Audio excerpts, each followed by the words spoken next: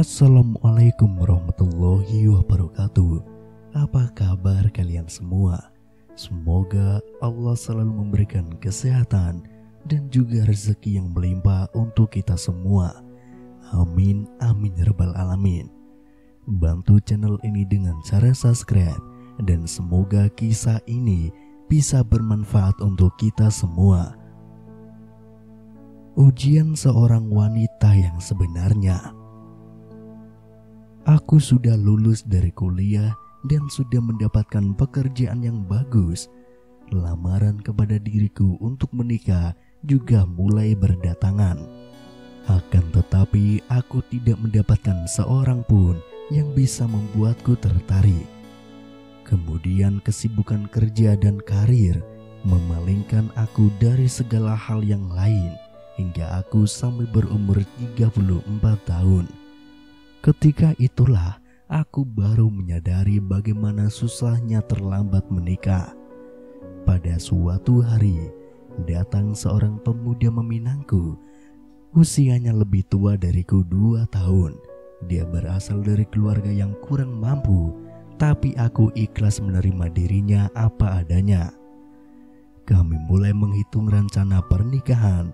Dia meminta kepadaku untuk fotokopi KTP untuk pengurusan surat-surat pernikahan. Aku segera menyerahkan itu kepadanya.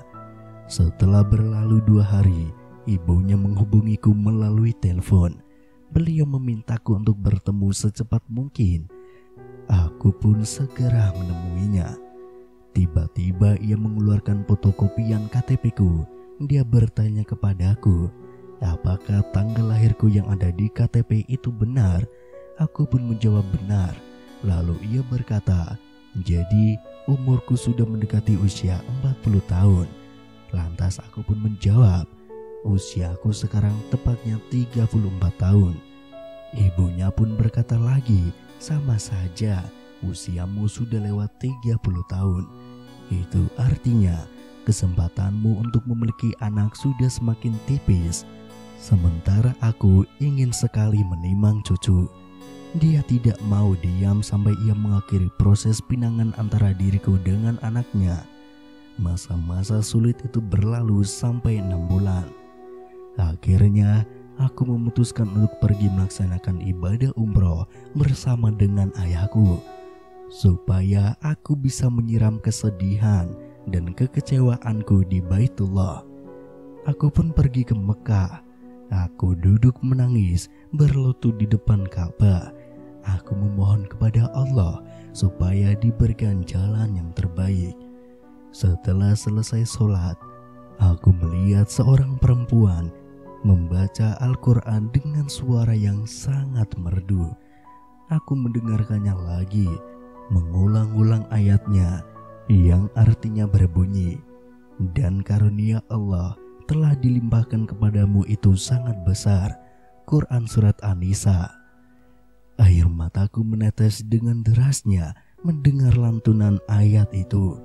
Tiba-tiba perempuan itu merangkulku ke pangkuannya, dan ia mulai mengulang-ulang firman Allah yang artinya, dan sesungguhnya kelak Tuhanmu pasti memberikan karunia-Nya kepadamu sehingga engkau menjadi puas.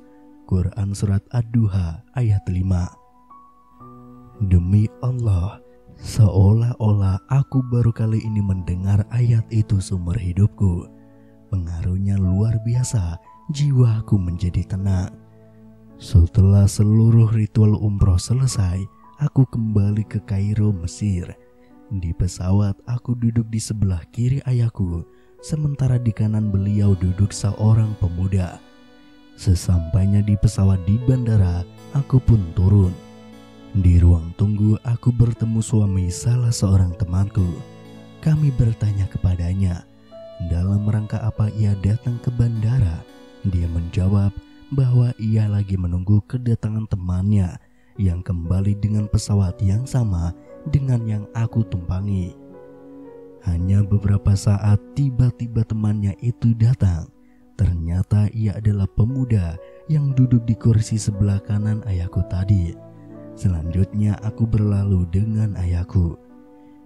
Baru saja aku sampai di rumah, dan ganti pakaian. Lagi asik-asik beristirahat, temanku dan suaminya yang tadi aku temui di bandara menelponku. Langsung saja ia mengatakan bahwa teman suaminya yang tadi satu pesawat denganku sangat tertarik kepada diriku. Dia ingin bertemu denganku di rumah temanku tersebut malam itu juga. Alasannya, kebaikan itu segera perlu disegerakan. Jantungku berdenyut sangat kencang akibat kejutan yang tidak pernah aku bayangkan ini. Lalu aku meminta pertimbangan ayahku terhadap tawaran suami temanku itu. Beliau menyemangatiku untuk mendatanginya. Boleh jadi dengan cara itu Allah memberiku jalan keluar. Akhirnya aku pun datang berkunjung ke rumah temanku itu. Hanya beberapa hari setelah itu, pemuda tadi sudah datang melamarku secara resmi. Dan hanya 1,5 bulan setelah pertemuan itu, kami betul-betul sudah menjadi pasangan suami istri. Jantungku betul-betul mendenyutkan harapan kebahagiaan. Kehidupan keluargaku berkeluarga dimulai dengan keoptimisan dan kebahagiaan. Aku mendapatkan seorang suami yang betul-betul sesuai dengan harapanku. Dia seorang yang sangat baik, penuh cinta, lembut, dermawan, punya akhlak yang subhanallah. Ditambah lagi keluarganya yang sangat baik dan juga terhormat. Namun sudah beberapa bulan berlalu, belum juga ada tanda-tanda kehamilan pada diriku. Perasaanku mulai diliputi kecemasan. Apalagi usiaku waktu itu sudah memasuki 36 tahun. Aku meminta kepada suamiku untuk membawaku memeriksakan diri kepada dokter ahli kandungan. Aku khawatir kalau aku tidak bisa hamil. Kami pun pergi untuk periksa ke seorang dokter yang sudah terkenal dan berpengalaman. Dia meminta kepadaku untuk cek darah. Ketika kami menerima hasil cek darah, dia berkata bahwa tidak ada perlunya aku melanjutkan pemeriksaan berikutnya karena hasilnya sudah jelas. Langsung saja ia mengucapkan, "Selamat, Anda hamil." Hari-hari kehamilanku pun berlalu dengan selamat. Sekalipun aku mengalami kesusahan yang lebih dari orang biasanya. Barangkali karena aku hamil di usia yang sudah agak berumur. Sepanjang kehamilanku, aku tidak punya keinginan mengetahui jenis kelamin anak yang aku kandung. Karena apapun yang dikaruniai Allah kepadaku, semua adalah nikmat dan karunia-Nya. Setiap kali aku mengadukan bahwa rasanya kandunganku ini terlalu besar, dokter itu menjawab, "Itu karena aku hamil di usia yang sudah sampai 36 tahun. Selanjutnya datanglah hari-hari yang ditunggu, hari saatnya aku melahirkan. Proses persalinan secara sesar berjalan dengan lancar. Setelah aku sadar, dokter masuk ke kamarku dengan senyum mengembang di wajahnya sambil bertanya tentang jenis kelamin anak yang aku harapkan. Aku menjawab bahwa aku hanya mendapatkan karunia Allah, tidak penting bagiku jenis kelaminnya. Laki-laki atau perempuan akan aku sambut dengan beribu syukur. Kemudian aku dikagetkan dengan pernyataannya. "Jadi, bagaimana pendapatmu kalau kamu memperoleh Hasan, Husain, dan Fatimah sekaligus?" Aku tidak paham apa gerangan yang ia bicarakan. Dengan penuh penasaran, aku bertanya apa yang ia maksud. Lalu ia menjawab sambil menenangkanku supaya jangan kaget dan histeris bahwa Allah telah mengaruniaiku 3 orang anak sekaligus. 2 orang anak laki-laki dan 1 orang anak perempuan. Seolah-olah Allah berkeinginan memberiku 3 anak sekaligus untuk mengejar ketinggalanku dan ketuaan umurku. Sebenarnya dokter itu tahu kenapa aku mengandung anak kembar 3.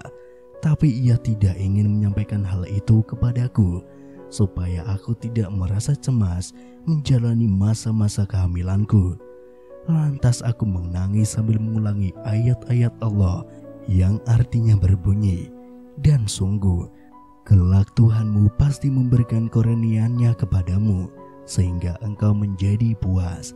Quran Surat Ad-Duha ayat 5.